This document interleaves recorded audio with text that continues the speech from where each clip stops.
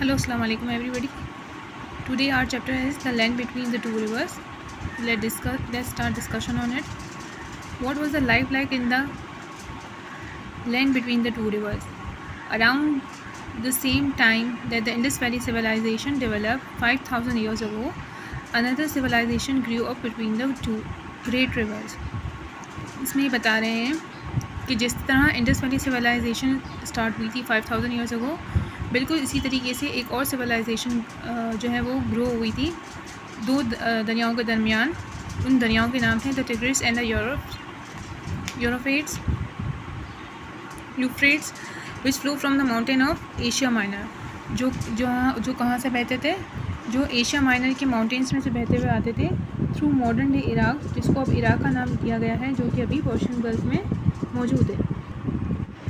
Evidence of this ancient culture was buried under the deserts of Iraq until uncovered by European archaeologists in the 19th century. जो सबूत मिले हैं इसके, जो इस सिटी के, वो कहाँ से मिले हैं? इराक के डेजर्ट्स में से हमें मिले हैं, जिनको अनकवर किसने किया, जिन्हें फाइंड आउट किसने किया था? यूरोपियन आर्कियोलॉजिस्ट ने किया था 19th सेंचुरी के अंदर. जहाँ पर उन्हें क्या मिला? बहुत सारी एग्जांपल्स उनको पॉटरी की मिली, र्यून्स की मिली, आर्टिफैक्ट्स की मिली, जो उन्होंने ढूंढी. इसके साथ साथ इनको 500,000 क्ले टैबलेट्स मिले जिन पर एंशियंट राइटिंग हुई थी, यानी जो राइटिंग हुई थी. Most of still away translation, जिसकी ट्रांसलेशन अभी भी नहीं हो सकती, अभी तक नहीं हो पाई है. अच्छा, अभी क्या? It started as it did in other places such as the Indus valley. ये बिल्कुल उसी तरीके से स्टार्ट हुआ था जैसे कि इंडस वैली सिविलाइजेशन स्टार्ट हुई थी. People gradually stop being hunter gathers, moving from place to place to hunt animals and gather berries for food. यहाँ पर आहिस्ता आहिस्ता लोगों ने जो है वो हंटिंग गैदर्स करना को रोक दिया था और एक जगह से दूसरी जगह भी जाना छोड़ दिया था शिकार करने के लिए, और जो है बेरीज़ को जमा करना भी छोड़ दिया था खाने के लिए. और फिर उन्होंने एक डिसाइड किया कि वो एक सेटलमेंट पे रहेंगे, वो वहीं पे ग्रोइंग क्रॉप्स करेंगे और एनिमल्स को भी वहीं पर पालेंगे. ठीक है. जो अपर पार्ट है मेसोपोटामिया का, जिसका मतलब है the land between the two rivers in Greek was good place for early farmers to settle in villages.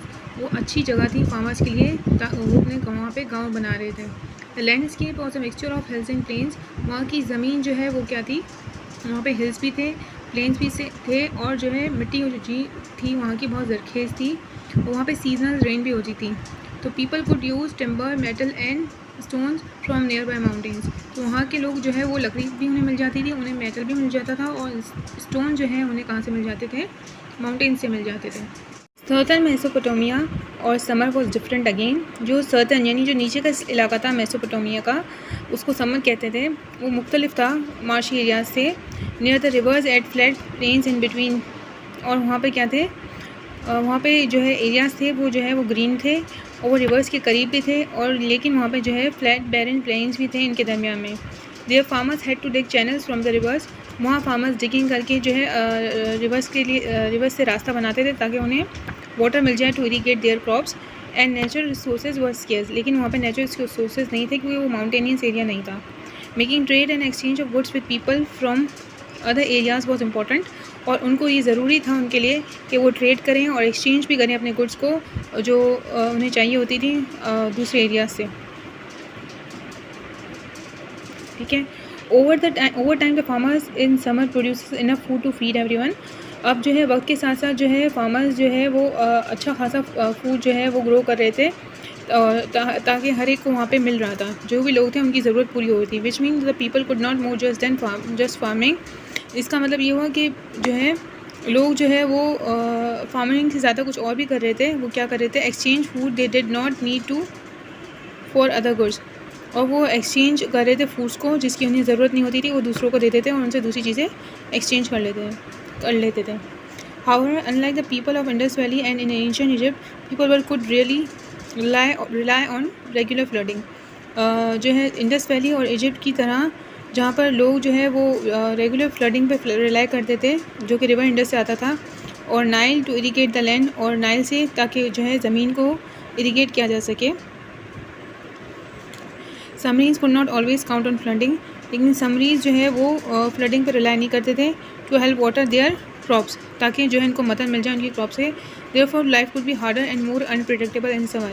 इसलिए लाइफ जो है वो क्या हो रही थी, बहुत मुश्किल हो रही थी और अनप्रेडिक्टेबल सिचुएशंस आ रही थी इनकी लाइफ में। समर में जो रह रहे थे, जो नीचे सदर्न एरियाज में था, मेसोपोटामिया था। Some of the small farming settlements in Sumer gradually grew into first cities.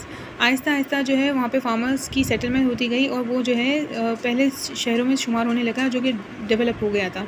They were laid down on grid pattern like those of Indus valley. वहाँ पे ग्रिड पैटर्न बन गया था, यानी उन लोगों ने हर चीज़ की स्ट्रीट्स बना ली थी, शॉप्स बना ली थी। However, unlike the Indus Valley cities, large temples called ziggurats were built in the city center.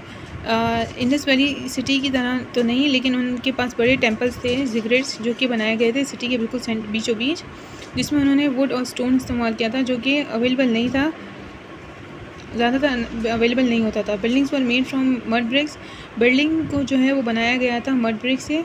But ziggurats were build in special bake royal bricks. लेकिन जो जिगरेट्स जो है वो टेम्पल, जो लार्ज टेम्पल था जो सिटी के सेंटर में था, उसको बेक्ड रॉयल ब्रिक से बनाया गया था। The earliest temple was build in the Uruk around 4500 BC। और जो सबसे पहला टेम्पल है उरुक में बनाया गया था 4500 BC में। उसमें कलरफुल ग्लेज ब्रिक्स थी और टाइल्स थी, जो कि टेम्पल के लिए यूज़ की गई थी, और उनको डेकोरेट किया गया था ट्री से और प्लांट से इन कंटेनर्स में। अब हम पढ़ेंगे the sprawling city of Uruk boast 6 miles of defensive walls. जो स्प्रॉलिंग सिटी, फैलता हुआ सिटी था उरुक, वो जो है फैलता जा रहा था अप टू 6 miles, और उसकी जो अंदर उन्होंने बनाई हुई थी डिफेंसिव वॉल्स बनाई थी, बड़ी बड़ी दीवारें बनाई हुई थी, और उनके टावर्स बनाए हुए थे थोड़े थोड़े गैप के बाद। इसकी हाइट जो थी वो around at its height in around 2800 BC, it may have been the largest city in the southern Mesopotamia. इस हाइट का जो है वो 2000 BC में सबसे बड़ा सिटी था सॉदर्न मेसोपोटामिया का, ये कहलाता था। With perhaps up to 80,000 people living there, जहाँ पर जो है वो 80,000 पीपल जो है वो लोग रह रहे थे। वहाँ पर अनप्रेडिक्टेबल सप्लाई थी वाटर की फार्मिंग करने के लिए, और बहुत सारे गुड्स जो है वो ट्रेडेड किए जा रहे थे आउटसाइड। और वहाँ के जो स्टेट्स थे, जो कंपीटिंग सिटीज़ थे समर नीचे वाला हिस्सा था मेसोपोटामिया का, वहाँ पे बहुत सारे सिटीज़ आबाद हो गए थे। तो वो फॉट कर रहे थे, ताकि लड़ाई कर रहे थे एक दूसरे से कि उन्हें किस पे कंट्रोल आ जाए, ट्रेड और वाटर पे कंट्रोल उन्हें मिल जाए। They seize prisoners who could work for them as slaves.